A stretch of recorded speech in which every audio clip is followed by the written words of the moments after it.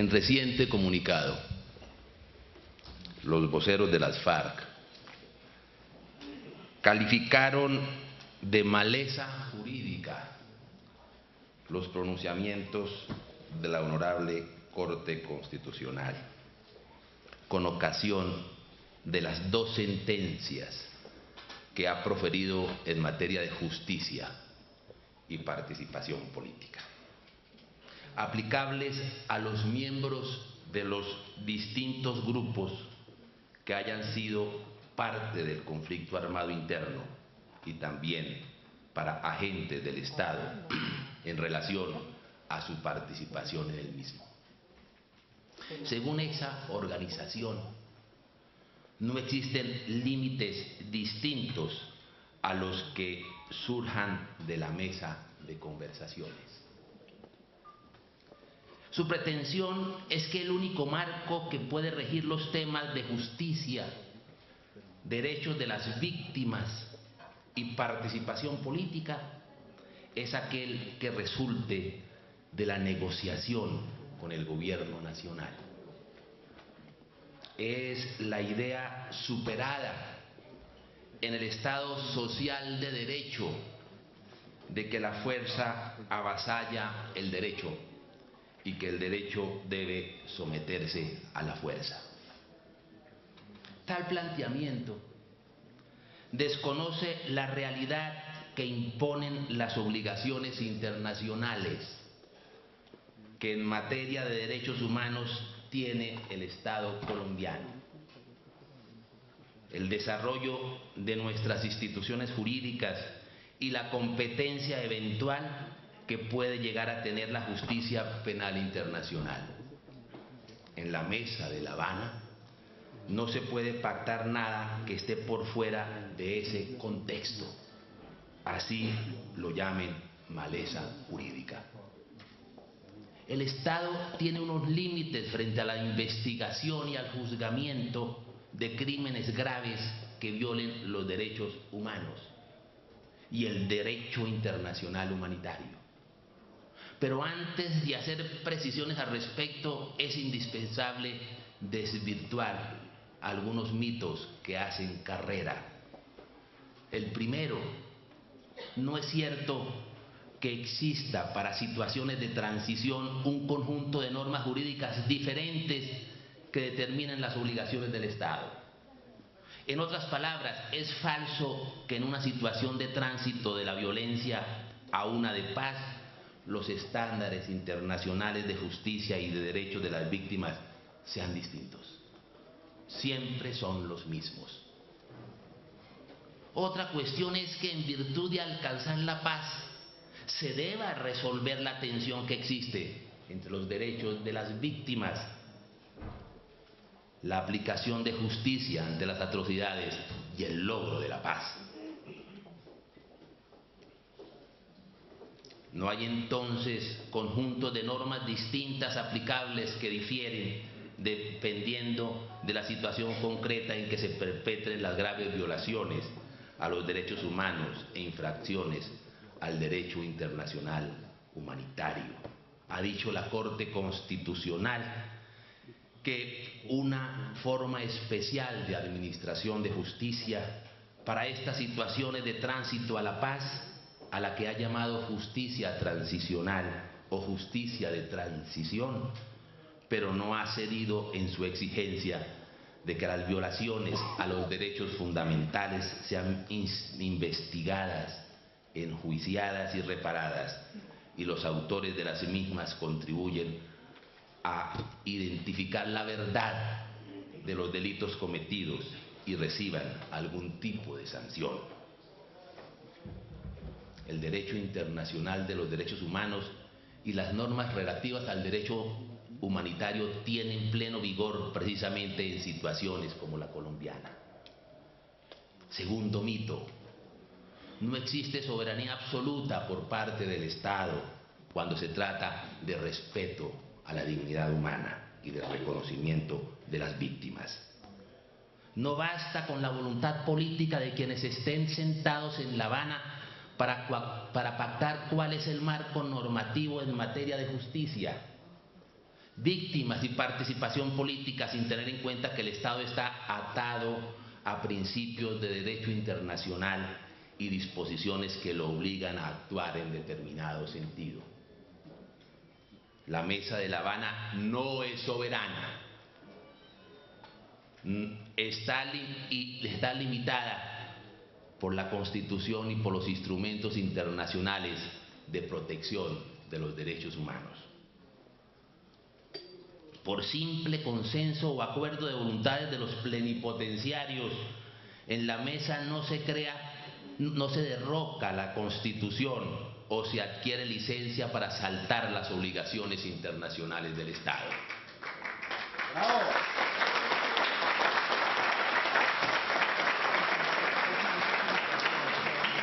Es forzoso reconocer que el Estado antes, ahora y después de un acuerdo, en conflicto o en posconflicto, sigue siendo sujeto obligado por tratados que no desaparecen por el simple hecho de que se llegue a firmar el llamado acuerdo de terminación del conflicto armado. Tercer mito: todo se resuelve con reformas constitucionales, sea a través del Congreso o del referendo. No, no es así. No basta, como diría el señor presidente de la República, con reimaginar el contrato social, ni un nuevo pacto social. Lo político está sujeto al derecho, que no busca otra cosa que se garantice el respeto a la dignidad humana y el reconocimiento de las víctimas. Reformas constitucionales orientadas a dar garantía jurídica a responsables de crímenes atroces, si no están ajustados a los estándares internacionales de justicia, son un grave error para los acuerdos.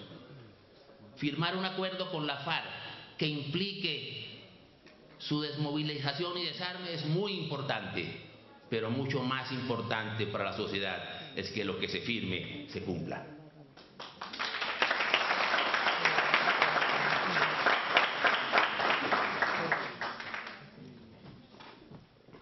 Y un acuerdo que no respete los estándares internacionales de justicia es garantía de que no se cumplirá.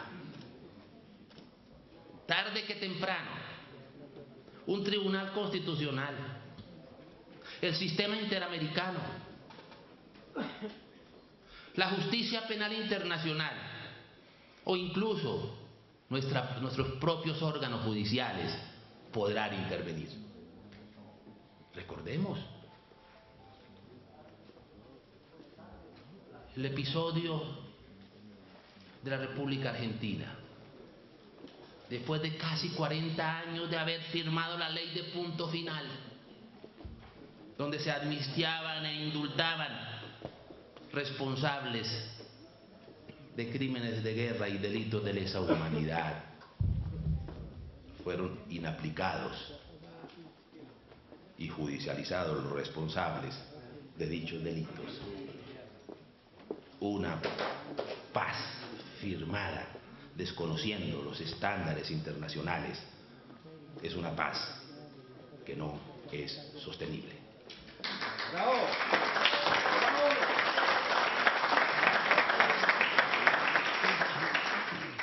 Con el paso del tiempo y la efervescencia de la paz se disipe, la realidad será la de la justicia. Por eso la paz debe quedar bien hecha. La paz es fruto de la justicia. Esto es una paz que, si bien se basa en mecanismos flexibles, claro, en el cumplimiento de la función judicial con penas alternativas y beneficios que faciliten la desmovilización, no sea mera pantomima de justicia.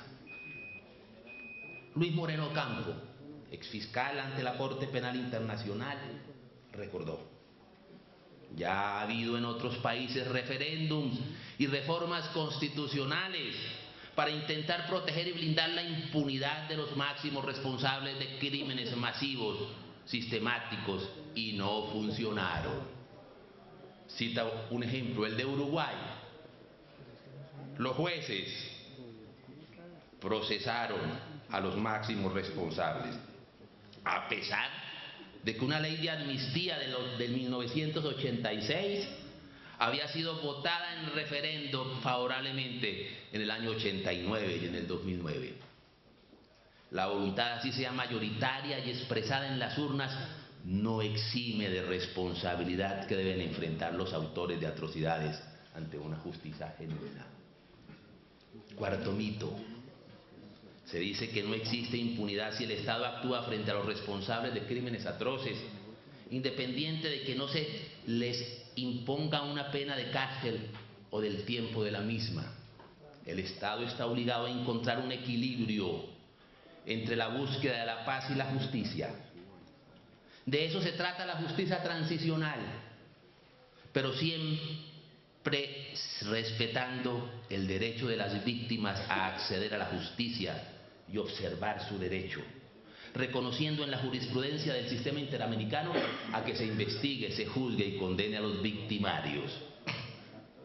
La renuncia a la persecución penal frente a quienes no se consideren máximos responsables y su sanción con medidas extrajudiciales que por su naturaleza excluyen la pena privativa de la libertad implica discriminar víctimas para favorecer a los victimarios. Implica negar a algunas víctimas, la inmensa mayoría, el derecho a acudir a un fiscal, a un juez, para que se investigue y condene a una pena adecuada al victimario.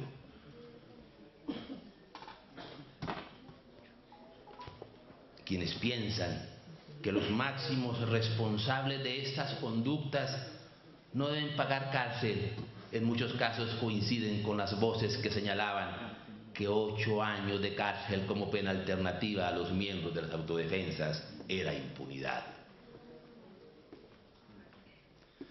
Si bien esa era una pena baja, teniendo en cuenta la gravedad de los delitos cometidos, 0 días de cárcel por delitos iguales ejecutados por la FARC y el Ejército de Liberación Nacional es impunidad absoluta. ¿Cuáles son los límites del Estado respecto a la aplicación de la justicia frente a crímenes atroces?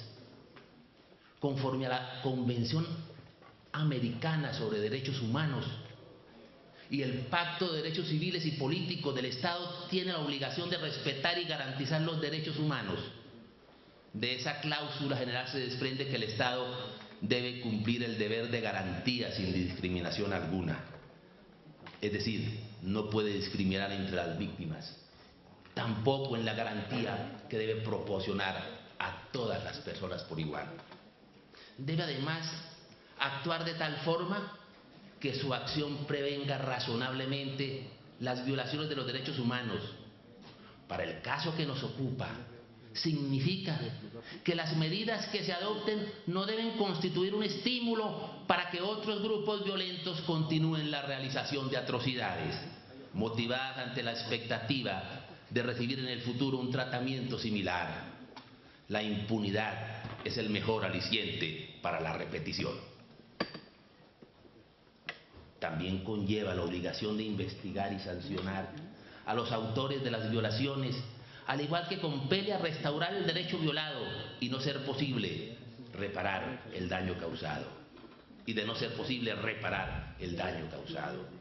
Y finalmente exige que se establezca un recurso efectivo para la protección de los derechos de las víctimas. La obligación de investigar, juzgar y condenar a los victimarios no desaparece en el marco de la justicia transicional. Si bien el artículo 6 del Protocolo 2 de Ginebra señala a la cesación de hostilidades, las autoridades en el poder procurarán conceder a las amnistías más amplias posibles a las personas que hayan tomado parte en el conflicto armado.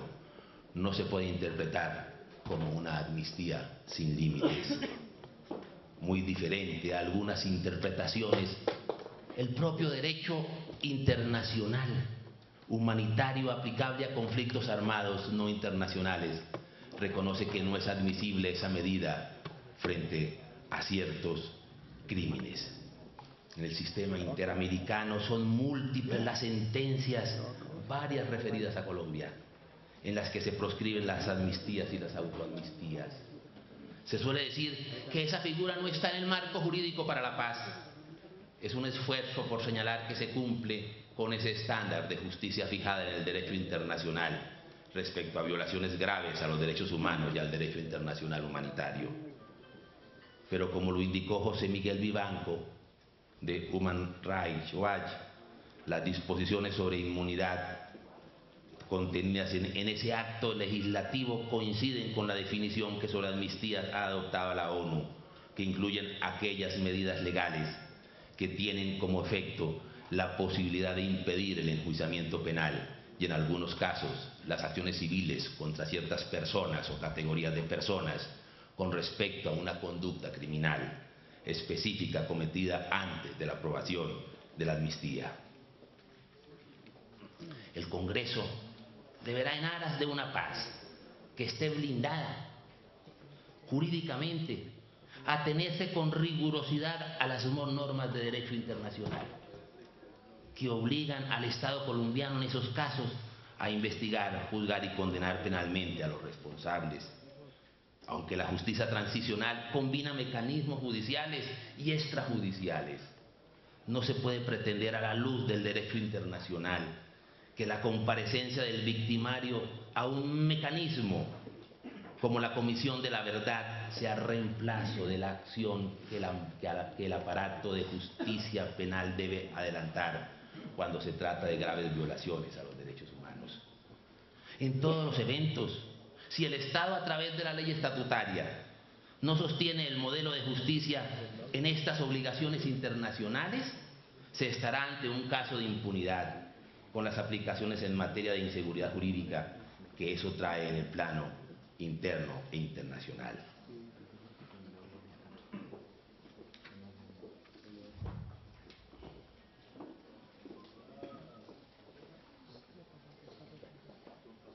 Imponer a título de sanción trabajo humanitario, trabajo comunitario, a los responsables de cientos de masacres, violaciones de niños, asesinatos individuales, desplazamientos forzados, despojo de tierras, torturas, tratos crueles e inhumanos, cientos de desapariciones forzadas, actos de terrorismo y miles de secuestros.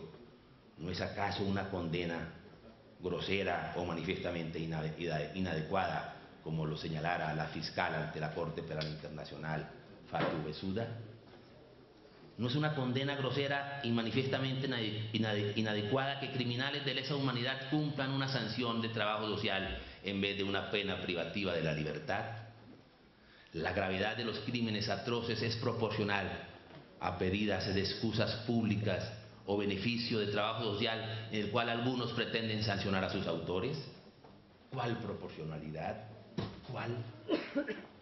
La aplicación de sanciones extrajudiciales y penas alternativas o de modalidades especiales de ejecución y cumplimiento, objeto de futura regulación de las cámaras legislativas, deben tener en cuenta el principio de proporcionalidad entre la gravedad del delito y la sanción a imponer. No se trata de revanchismo judicial, ni de entender la justicia como venganza. Se trata de cumplir con los estándares internacionales y de no entender la justicia transicional como el sometimiento del Estado al derecho, del Estado del derecho al crimen. El legislador deberá tener en cuenta que instrumentos internacionales como la Convención de Naciones Unidas contra la tortura y la Convención para la protección de las personas contra las desapariciones forzadas se refieren a dicho principio y obligan a penas apropiadas y adecuadas que tengan en cuenta la gravedad del crimen.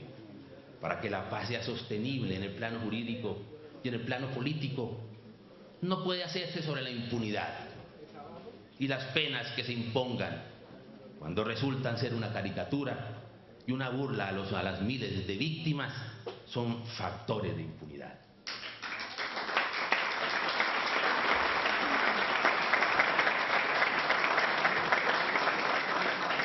Para concluir, me quiero referir al derecho, a los derechos de las víctimas.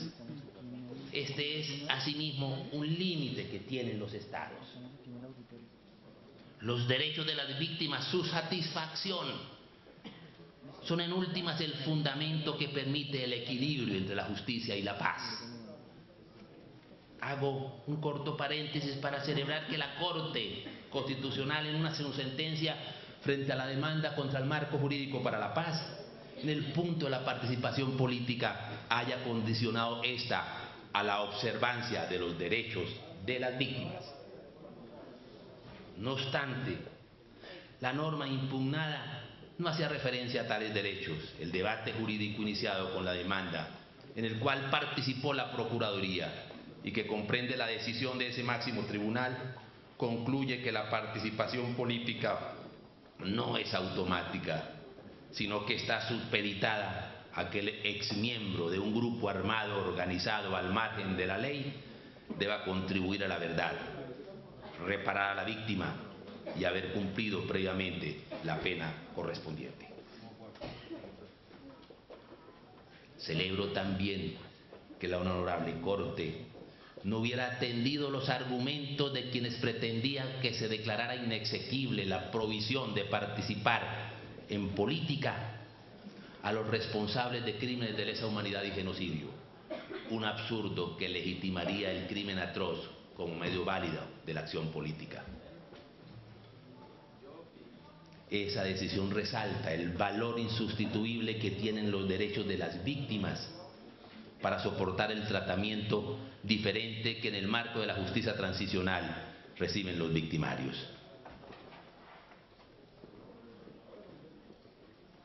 El Congreso debe garantizar que la verdad sea la verdad,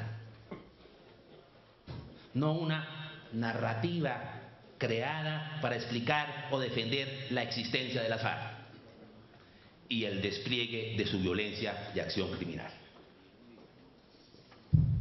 La Procuraduría estará atenta a la conformación de la Comisión de Revisión Histórica y advierte que la verdad no se puede imponer, ni se puede pretender que exista como oficial, menos cuando se quiere que ésta se convierta en un elemento del proceso de negociación con una organización ansiosa de conseguir legitimidad, manipulando el pasado para justificarse y justificar sus crímenes.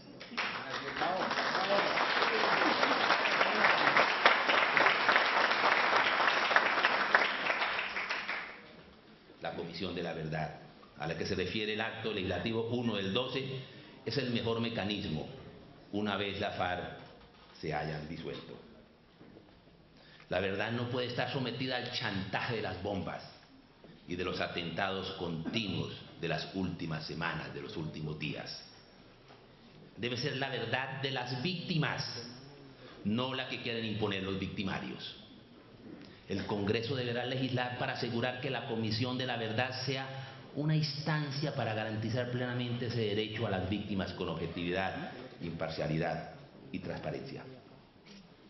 El derecho a la reparación extraña a la Procuraduría, más que extraña, ha escandalizado a la Procuraduría y a muchos sectores de la opinión pública, que en ninguno de los puntos relacionados con la reforma agraria integral y la solución al problema del narcotráfico se haga referencia alguna a la devolución de tierras despojadas, que según la información oficial superan las 800.000 hectáreas. Se haga referencia alguna a la devolución de tierras despojadas y de entrega de riquezas acumuladas con el cultivo y tráfico de estupefacientes y otras actividades delincuenciales con el fin de repararlos a ustedes, que son las víctimas de la FARC.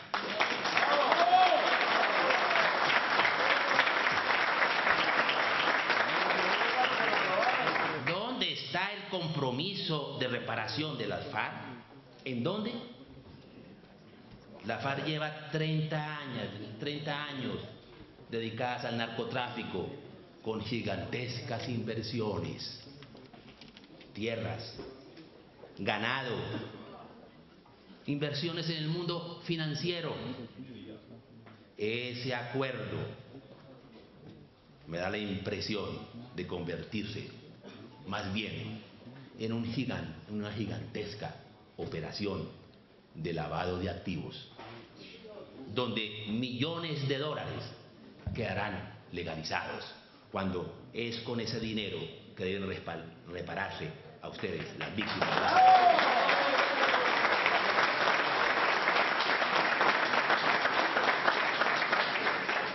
Y ahora resulta, tal vez oí ayer o antier, que algunos de los negociadores de la FARC proponen que se cree un fondo común para reparar las víctimas de las FARC. Entonces, las víctimas deberán pagar la reparación de los hechos de los victimarios. El derecho a la justicia, negarlo con la renuncia a la persecución penal no es aceptable en el derecho internacional. El Congreso deberá tenerlo claro. Al igual que deberá buscar que los mecanismos extrajudiciales de justicia cuenten con las garantías propias del debido proceso para que las víctimas puedan hacer valer sus derechos. Todos estos temas pendientes y que deberemos debatir con cuidado en los próximos meses. El problema no es firmar un acuerdo, es que el acuerdo se cumpla. Y solo habrá garantía para su cumplimiento si cumple con los estándares internacionales de justicia. Esa será una paz bien hecha. Muchas gracias.